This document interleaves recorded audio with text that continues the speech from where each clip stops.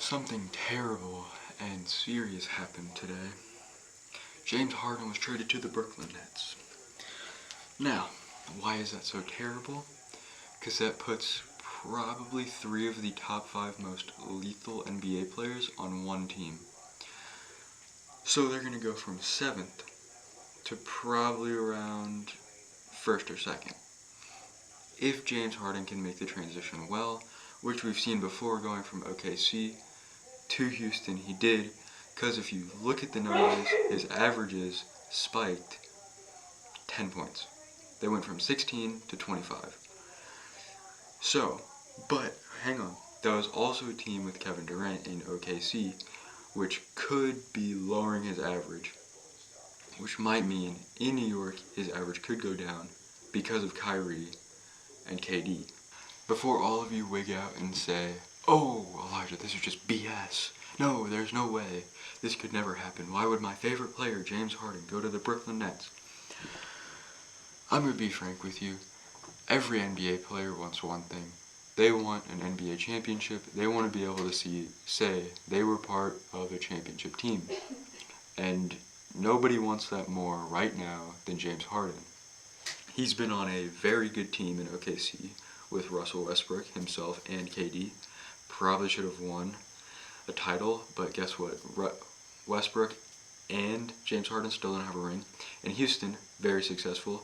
One season they were number 1 in the East, and I'm pretty sure got swept by the Warriors when they went on their dynasty run of 3 championships in 5 years. But anyway, he wanted to move so he could be on a team that could contend for a title, and that's coming from Mr. Wojnarowski from ESPN. He says that Harden believes his window to chase championships in Houston has ended, and constructing a super team with the Nets represents his best pathway to a title, sources said. Harden can become a free agent in 2020 if he opts out of the final year of his contract, and sources said Brooklyn represents a 2-year play to win a title before deciding on the next steps in his career. Before this deal with the Nets, James Harden was offered a 2-year, $103 million contract extension. He turned it down, which means he walked away from about $51.5 million in 1 year.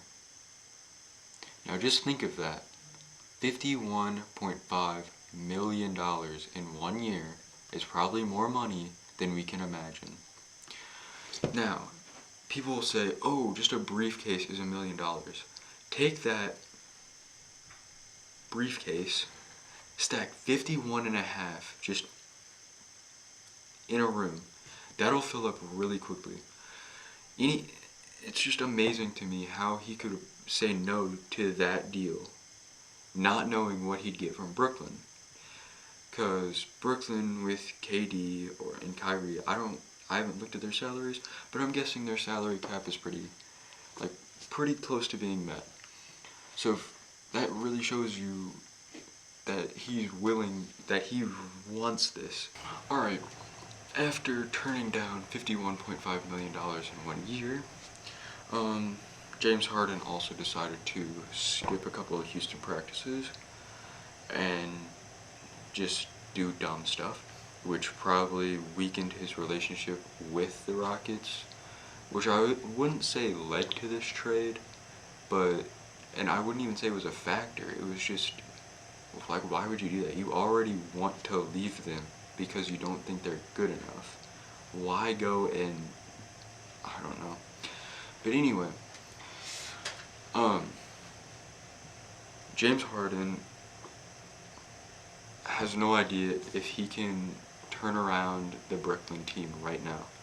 They are 7th in the East, and adding James Harden to that could possibly change it, but I don't know. Let's break it down. Kevin Durant can score anywhere on the court. If he throws up a half-court shot, it's going in. If he throws up a full-court shot, it's going in. If he dunks it, it's going in. No matter where he's at on the floor, it's going in. Kyrie Kyrie can get around you with any move possible. Anything he wants to do, he will do to you and make you look like an idiot while doing it. James Harden is kind of them put together, but not as good. He's a very dangerous scorer. His step backs are amazing. His double step backs, as many people want to call them a travel, are completely legal, and the only reason is because of this thing called a zero step.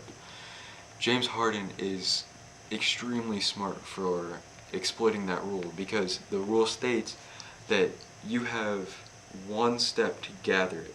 So if you think about it, his zero step is he dribbles and he steps back, catches it, and then takes another step back. So when the ball is here, he steps as the zero step and takes another step and then shoots it. He's just smart that way. And he can draw fouls. He wraps up with people when he goes up for a layup. He can do anything he wants to do to anybody he wants to do, but he's so subtle about it. And if he does cross you up, he's going to embarrass you just like any other player would.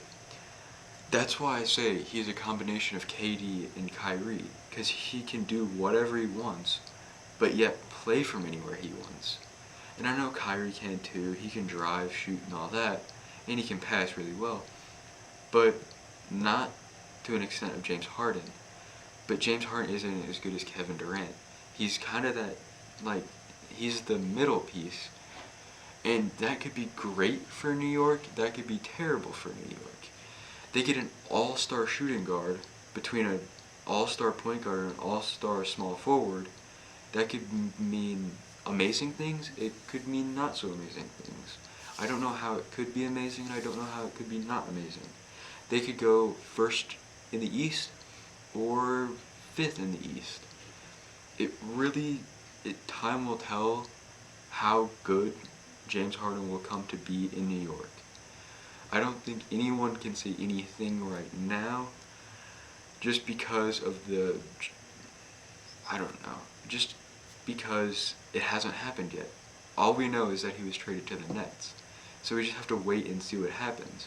If we start making if you start making guesses, some people get disappointed, some people get happy that he's not living up to it. So we really can't make any assumption that he'll do anything in New York. He could get injured on the plane ride over there. We have no idea. I don't know. And people get so surprised about him getting traded to New York. We've known about this trade since November. So it's not that big of a surprise that it happened. This trade it was bound to happen sometime. It was just sooner or later. But yeah. Thanks for watching.